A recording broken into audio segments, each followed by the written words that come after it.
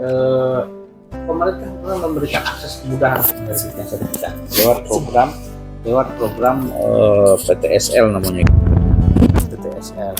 Kemudian tapi ada kendala khusus di kita Sumatera Barat, ada kekhawatiran. Nah, tentu saya juga ingin mendengar dari kita yang dirantau, kekhawatiran kok apakah sama kekhawatiran kita dengan yang dirantau. Contoh misalnya ada tanah Pusako Tinggi misalnya kan. Ya. Pusako Tinggi itu sebenarnya bisa disertifikatkan, tapi atas nama Mama Kapolwari atau dibuat nama-nama yang ada di Ranji, terserah. Tapi tidak bisa serta-merta Mama Kapolwari menjual gitu tanpa persetujuan seluruh kaum yang ada di Ranji kaum itu. Nah, selalu setiap tahun target BPN Sumatera Barat itu di bawah rata-rata nasional. Pemerintah ngasih kuota penerbitan sertifikat misalnya di Sumatera Barat itu 80.000 kuotanya, tapi yang diambil hanya 20.000. Tidak sanggup, tidak mau. Karena apa?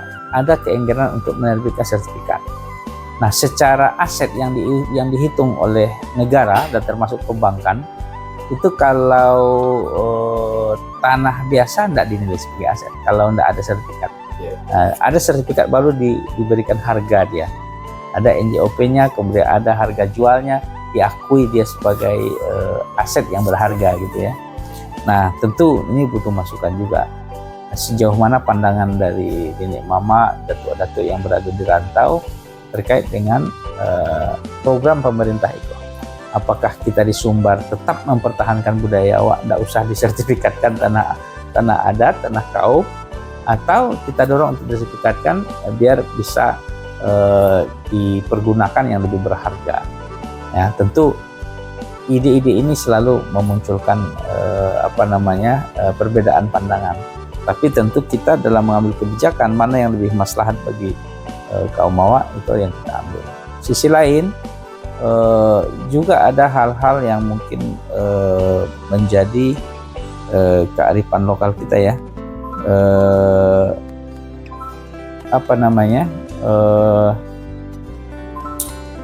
Terkait dengan aset-aset kita yang berada di Indonesia secara umum ya. Kalau misalnya butuh akses sertifikasi yang sifatnya itu tanah, tidak tahu apakah tanah kita yang 1.400 itu sudah sertifikat atau apa gitu ya. Tapi kalau ada lahan-lahan kita yang mau mewakafkan kepada kita ke IKM, kemudian kita bantu pengurusan sertifikat, itu Kementerian membuka peluang untuk mensertifikatkan tanah-tanah yang tak punya tuan dikelola oleh lembaga swadaya atau lembaga wakaf atau lembaga lain ya, untuk mungkin anak keponakan kita aja. Itu nanti bisa disampaikan kepada kita. Nah, kemudian juga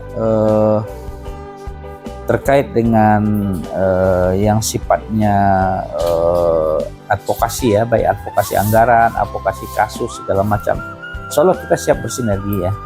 Kita siap bersinergi, cuman memang agak berbeda di DPRD provinsi. Kebetulan saya di 10 tahun di DPRD provinsi, kemudian baru sekarang 5 tahun di DPR RI ya. Agak beda sedikit terkait dengan pemberian hibah kepada lembaga ini, Pak. Kalau di provinsi itu langsung gubernur punya kebijakan wewenang untuk memberikan hibah kepada lembaga yang memenuhi syarat.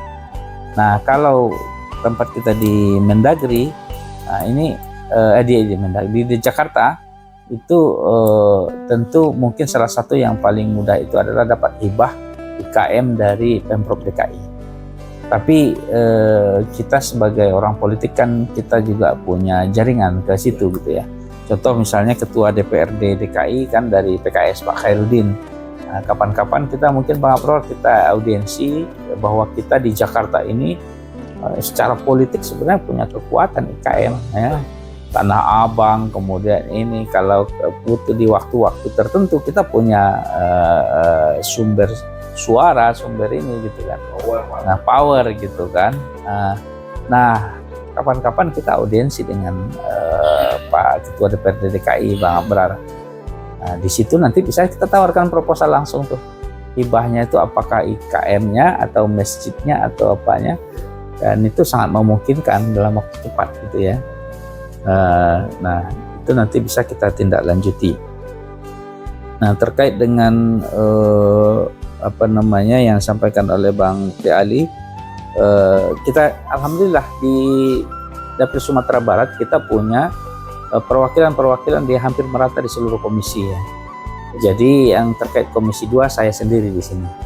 Nah kalau ada hubungan dengan ATR BPN, KPU, Bawaslu, memang yang agak-agak serius di siko pemerintahan. Nah komisi 3 ada Pak Beni Utama.